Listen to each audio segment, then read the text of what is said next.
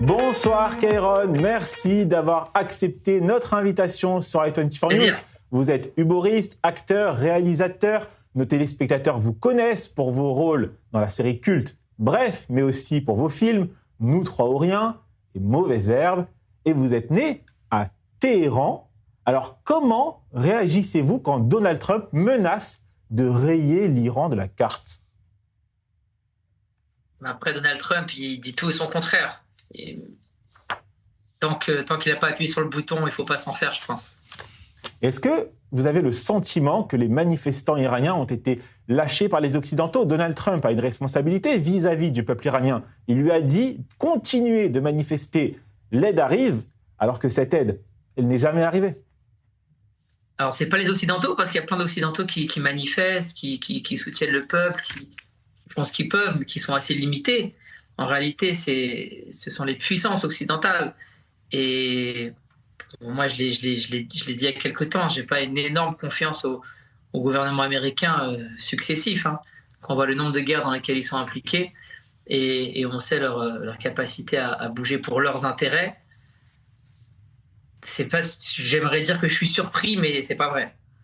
Et est-ce que vous avez des nouvelles de membres de votre famille en Iran? Non, toujours pas. Toujours pas. Donc, il n'y a pas eu encore de rétablissement d'Internet pour avoir des communications avec l'extérieur? Non, on entend des anecdotes. Quelqu'un qu'on connaît a été récupérer un corps et lui ont fait payer, lui ont demandé 6 000 € parce qu'il y avait plusieurs balles à l'intérieur du corps. On entend des bribes d'histoires, d'anecdotes. Il paraît qu'un tel a perdu un tel, mais on n'a pas encore réussi à vraiment avoir des membres de notre famille et avoir des infos concrètes, malheureusement. Quels membres de votre famille sont encore en Iran aujourd'hui? Vous avez des cousins, des oncles peut-être? Oh, il y en a beaucoup. Il y en a beaucoup. Rien que dans la famille de mon père, ils sont 12. Et dans la famille de ma mère, ils sont 5. Donc juste si vous prenez les 12 et que vous prenez les femmes, les enfants, les cousins, ils font des enfants, les petits-enfants, il y en a beaucoup. On se parle ici, moi je suis en plateau à Tel Aviv. C'est vrai qu'Israël vit sous la menace d'une attaque nucléaire iranienne depuis des décennies. Comment avez-vous vécu la guerre récente des 12 jours entre Jérusalem et Téhéran, Kairon? Si je peux être très honnête, je ne vais pas me faire des amis, mais je suis quelqu'un dans la nuance et évidemment, le gouvernement iranien est cataclysmique. On est sur quelque chose d'insensé, le mal qu'ils font à leur peuple. Mais je ne suis pas non plus un fan de Netanyahou, si je dois être très honnête. Et moi, j'ai l'impression que ce sont les peuples qui subissent dans tous les cas. Ce sont eux qui souffrent, que ce soit le peuple israélien, le peuple iranien. Même en Occident, où on a envie d'aller dans une direction et les gouvernements ne suivent pas. Je vois des intérêts très haut placés qui, malheureusement, le peuple ne peut pas les palper et ils servent tout le temps de chair à canon. Vous savez, ici, c'est une émission de débat. Il y a des personnalités en plateau qui sont des opposants très hostiles à Benyamin Netanyahou et d'autres qui le sont moins, qui sont plutôt du côté de Benyamin Netanyahou. Et ici, on donne la parole à tout le monde. Et c'est ça aussi le concept de cette émission. Merci. Voilà, et vous avez évidemment la parole dans cette émission et il n'y a aucun problème avec ça. Parce qu'on n'est pas une chaîne gouvernementale, il faut le dire aussi. Voilà, on n'est pas une chaîne gouvernementale. Mais c'est super. Contrairement à ce que peut-être beaucoup peuvent penser en France, i24 News n'est pas une chaîne gouvernementale. Voilà.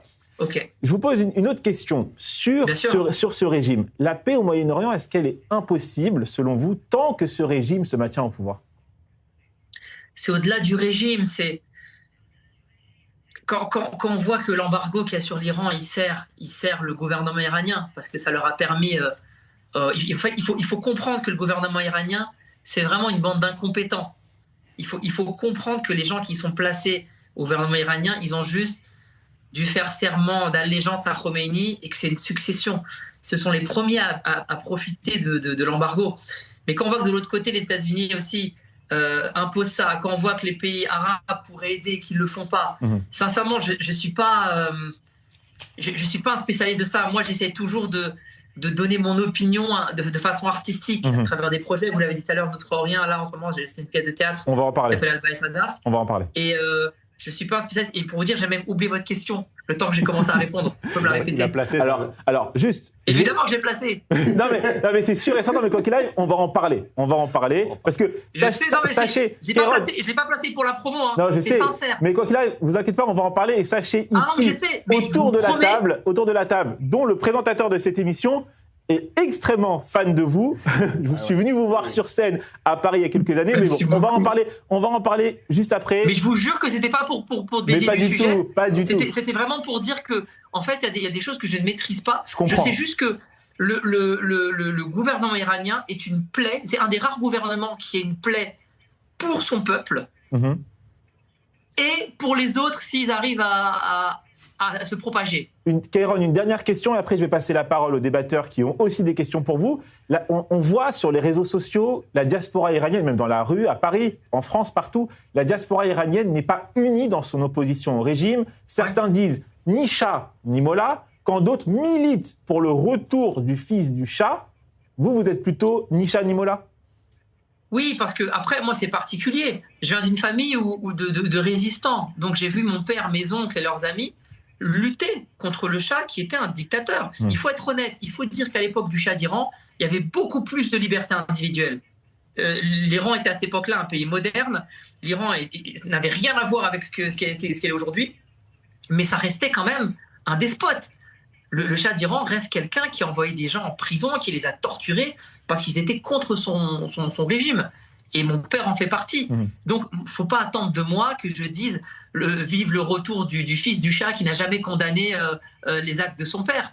Et de l'autre côté, évidemment que si je dois choisir entre le Shah et les mollahs, c'est sûr que je préfère le Shah. Il n'y a pas de il n'y a pas de sujet. Mais je pense que l'Iran mérite d'avoir des vraies élections gérée par elle-même et pas par quelqu'un qui dit moi je viens juste pour vous aider à faire les élections. Après le pouvoir j'en veux pas, hein. Sachant que c'est ce qu'avait dit Khomeini aussi. Kairon, Rachel Bourlier à Paris a une question pour vous. Avec plaisir. Bonsoir Kairon, comment ça va? Ça va? Merci, très bien. Alors moi je suis venue à Paris voir un spectacle formidable, c'est pas de la flagornerie, hein, alors on se tutoie dans la vie, donc je vais te tutoyer, que tu as écrit et produit, Alba et Sadaf, c'est deux destins croisés de femmes, une en Amérique latine au Salvador et une en Iran qui est une passionnée de foot et qui prend tous les risques, qui se déguise en garçon pour aller soutenir son équipe de foot à Téhéran et une qui est enceinte au Salvador. Et ce qu'on ne sait pas et que j'ai appris, c'est qu'aujourd'hui, en 2026, une femme au Salvador qui est enceinte et qui veut avorter, même si elle est victime de viol ou si son enfant a une malformation, eh bien, elle peut risquer jusqu'à 50 ans de prison. Écrire cette pièce, est-ce une manière pour toi de t'engager politiquement? C'était ta manière de te mobiliser. Et d'ailleurs, je conseille cette pièce qui se joue au Théâtre Apollo à Paris à tout le monde. J'ai été bouleversée, on n'en sort pas indemne. Et je précise que le casting est exceptionnel. Merci beaucoup. Pour être tout à fait honnête, je pense que même une chanson d'amour est politique. En fonction de ce qu'on va dire dans la chanson, soit dans la chanson, ça a été coupé, vous m'avez entendu, je ne sais plus si j'ai... Non, c'est bon, on vous entend. On t'entend, tu veux y aller. Oui.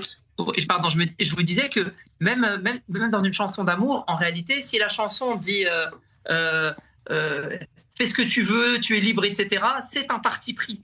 Si la chanson dit autre chose, c'est un autre parti pris. Donc en réalité, je pense que quelles que soient nos phrases en tant qu'auteur, on est forcément politique. Je n'ai jamais cherché à être politique, à me dire je vais être politique, je vais défendre une cause. Qu'est-ce que je vais défendre? J'adore les histoires vraies. Et je suis une éponge. Et donc, quand j'entends parler d'histoire, j'ai entendu l'histoire d'Alba, qui est une histoire vraie, et l'histoire de Sadaf, qui est également une histoire vraie, je me suis dit, il faut absolument raconter ces histoires-là, parce qu'elles sont touchantes, parce qu'elles sont drôles, parce que ce sont des portraits d'humains forts, parce que je pense que ça peut inspirer d'autres personnes, et on peut apprendre des choses qu'on ignore. Donc, à aucun moment, je me suis dit, je vais être politique. Comment je vais être politique? Je me suis juste dit, ces histoires-là méritent qu'on en parle sur scène. Et ça, c'est le spectacle à 20h. Mais à 21h30, je monte sur scène et je fais des blagues de beauf en impro. Et je ne suis pas du tout politique. Donc, en vrai, ça s'est présenté comme ça. Mais je pense qu'un artiste est forcément politique, même s'il dit l'inverse. Kairon, est-ce que vous pouvez vous reculer légèrement pour qu'on puisse... Bien sûr, je suis nul en informatique. Pardon. Merci beaucoup. Vraiment Je suis trop nul. Une question en plateau à Tel Aviv de Nathanaël Stama. Déjà, Kairon, bonsoir. Ça me fait plaisir de vous avoir, de vous voir en face. Vous êtes un des artistes qui lâche le plus de contenu gratuit sur YouTube. Et il faut s'abonner et mettre la cloche. Et franchement, il faut le faire. Même d'Israël, je vous suis. Et j'adore ce que vous faites. Et bravo. Et j'aimerais aussi vous poser une question ou faire une remarque. Mais vous savez que l'engagement des artistes pour leur pays quand ils sortent d'une diaspora est un luxe que pas tout le monde a. On voit aujourd'hui les artistes juifs en France qui ont du mal à se positionner pour Israël ou contre Israël. Et vous avez cette chance de pouvoir dire « je suis contre le régime iranien ». Vous avez cette chance de le faire et je vous salue pour ça et j'espère que vous n'allez pas faire moins de contenu à cause de ça maintenant. Voilà. Non, bien sûr que non, même si après, c'est pas simple non plus parce qu'il y a ceux qui sont pas d'accord avec moi et qui du coup me le font savoir. Mais non, je continue à faire le contenu. Moi vraiment, je dissocie. Je suis plein de nuances. Il y a très peu de... À part les gouvernements scandinaves, il n'y en a aucun que je trouve vraiment qualitatif sur cette planète. Hein. Franchement. Gérard Mordilla, vous êtes un artiste. Allez, une question d'un artiste à un autre artiste. Oui.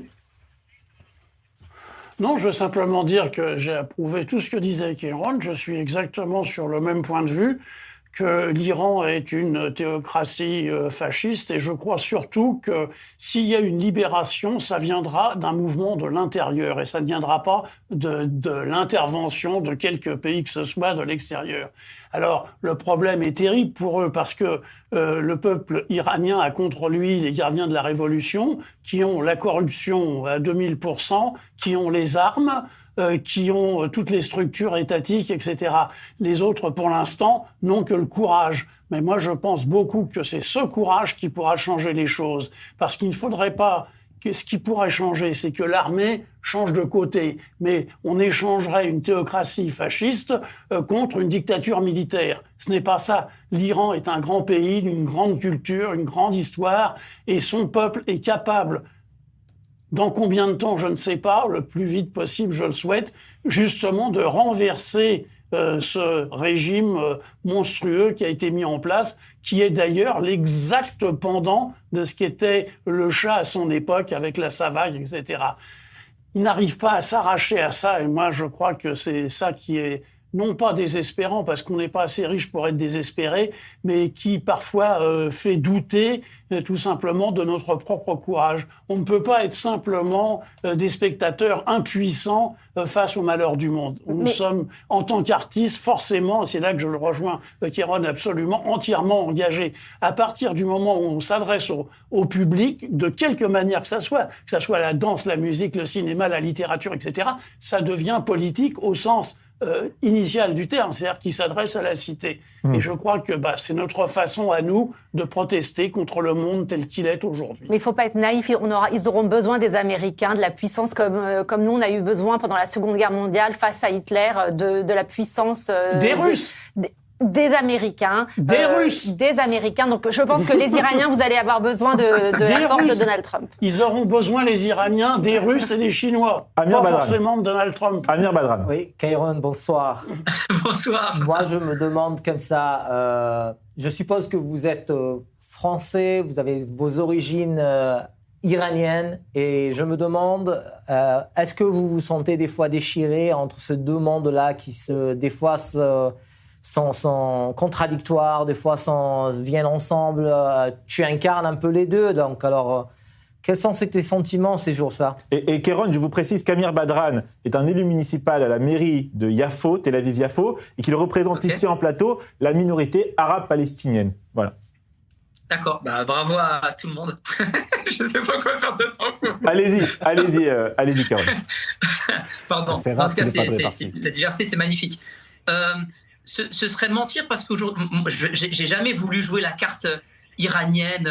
Moi, je parle persan, je parle farsi, pardon, mais qu'avec mes parents. Donc, je ne connais aucun gros mot en iranien. J'ai un tapis qui vient d'Iran. J'adore la bouffe de ma mère et je connais l'histoire de mes parents. Mais j'ai jamais été en Iran. Je ne sais pas lire ni écrire le farsi, même si je le parle. Je ne suis pas au courant de ce qui se passe là-bas, à part quand les événements dépassent le cadre national et viennent jusqu'en France. J'ai jamais voulu être un porte-drapeau parce qu'en réalité, même quand on me dit cinéma iranien, je rigole, je dis mais vous êtes des malades. Moi j'ai le luxe, j'ai des chefs-op ici, j'ai des autorisations, si je veux filmer là-bas, je parle de ce que je veux. Le cinéma iranien, c'est des gens qui sont en difficulté, qui ont des interdits. qui doit faire preuve de tellement d'imagination et de ressort d'inventivité pour contourner le régime. Donc eux, ils méritent ce titre-là. Moi, je suis un Français. Je suis Français d'origine iranienne.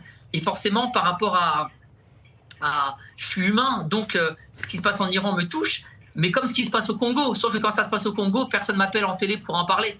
Donc quand c'est pour l'Iran, comme j'ai fait un film sur l'Iran et que je suis iranien, on me donne la parole. J'essaie de pas parler, de venir commenter l'actualité. La seule raison pour laquelle je l'ai faite récemment, c'est parce qu'il n'y avait plus Internet. Et quand il n'y avait plus Internet, là, ma voix pouvait servir à quelque chose. Mais j'essaie de faire en sorte de venir et qu'on parle plus de mon travail que de devenir un porte-drapeau. Donc en réalité, moi, ce dilemme, sincèrement, ce serait facile pour moi de dire oui, je suis déchiré, mon cœur entre la France, où on me fait sentir que nanana, et l'Iran, où on me fait sentir que... Sincèrement, je suis français. Je suis français d'origine iranienne. Et j'adore avoir cette double culture. J'aurais aimé aussi avoir une troisième culture et une quatrième culture, parce que je trouve que ça enrichit un être humain. Mais je suis pas déchiré. Pour moi, c'est des choses qui s'accumulent et qui sont positives.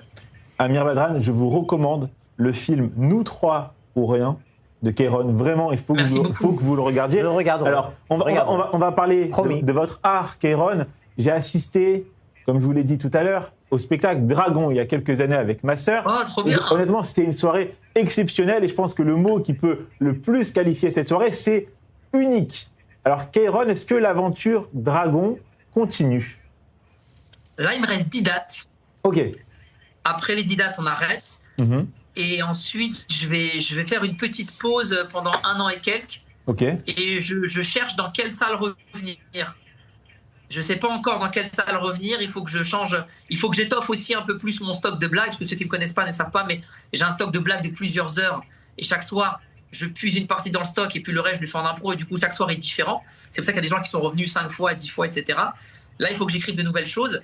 Et j'ai besoin de... C'est nul, j'ai pris 3 chiots. J'ai 3 chiots à la maison dont je m'occupe H24. Et ils me prennent beaucoup d'énergie. Et il faut que je mette mon travail aussi un peu de côté. On voit ça sur Instagram. Dire ça à la télé. Il y a ça, il y a aussi le futsal, le 5. Alors là, si vous me lancez sur ça, on peut en parler des heures. C'est ma passion. Voilà. C'est ma passion. Comment les Parisiens ils vont trouver un travail s'ils ne vont pas au spectacle de Kéron? Ouais, mais en fait, maintenant, je vais prendre un peu de recul sur le spectacle et je vais reprendre, j'espère, en 2027 ou 2028.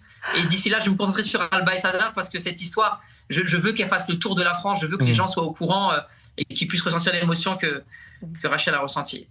Kéron, dans votre spectacle, souvent, il y a des interactions avec le public et vos spectateurs vous confient des choses. Parfois, ce sont des histoires absolument incroyables. Et vous le dites vous-même, vous avez le meilleur public de France parce qu'ils se confient à vous, ils vous racontent leur intimité.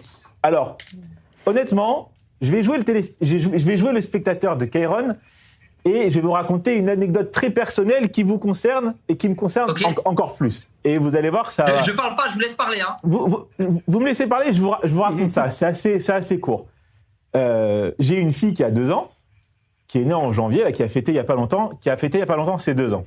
Et la veille de sa naissance, on sentait avec ma femme que ça allait être sûrement le moment, la soirée de l'accouchement. On est sortis ensemble, on s'est baladé à Tel Aviv, on est rentré à la maison. Et quand on est rentré, on s'est assis, on s'est installé et on a regardé vos sketchs. Et quelques temps après, à peine, on a fini de regarder les sketchs et quelques minutes après, ma femme vient me voir et me dit « Raph, je pense que c'est bon, faut qu'on aille à l'hôpital. » Donc la dernière chose que ma fille a entendue dans le ventre de sa mère, c'est vos blagues. Voilà, c'était mon anecdote. J'ai pas les mots, merci, voilà. Ça me touche énormément, vraiment. Et c'est une histoire vraie. Hein. Vraiment, j'ai demandé l'autorisation à ma femme avant de la raconter. J'ai dit voilà, j'ai Kéron ce soir déjà. Je vous dis honnêtement, j'étais très content de vous avoir, vraiment très content. Nathanaël, Rachel, tout le plateau, on est vraiment hyper honorés de vous avoir. C'est adorable. Et cette anecdote-là, elle est véridique. Et donc voilà, peut-être que les rires provoqués ont emmené quelque chose. Voilà. Ça, normalement, c'est spectacle à vie, ça, normalement. C'est une bonne méthode. C'était dans la salle, Mais il faut qu'il aille se produire en Israël. Israël. En tout cas, je suis content de savoir que Kéron, il n'est pas seulement dans ma tête, il existe en vrai aussi. Exactement. Non, mais franchement, merci pour votre accueil. Vous êtes vraiment tellement gentils. Ça me touche énormément. C'est du jamais vu, hein. Ça n'a jamais passé comme ça. Hein. Non, parce qu'il faut savoir que c'est une émission de débat. Parfois, ça se castagne un peu en plateau. Et bon, là, Mais on a un moment un peu hors du temps avec vous, donc on est tellement contents que voilà, on vous remercie beaucoup, plaisir. Merci Kairon, beaucoup. Merci à vous. d'avoir accepté notre invitation sur i24 News. Vous êtes la bienvenue quand vous voulez. Et dès que je reviens à Paris, je reviens voir. Déjà, j'ai pas vu la pièce. Mes invités, les 6. Si vous venez à Paris, vous êtes mes invités, quand vous voulez. Alors, j'ai pas vu la pièce, donc moi, ça sera plutôt pour la pièce, mais s'il faut revenir voir Dragon, avec grand plaisir. Vraiment, Kairon, merci beaucoup. Avec grand plaisir. Merci encore pour votre gentillesse. Au revoir, Kairon. Merci. À bientôt. Merci encore.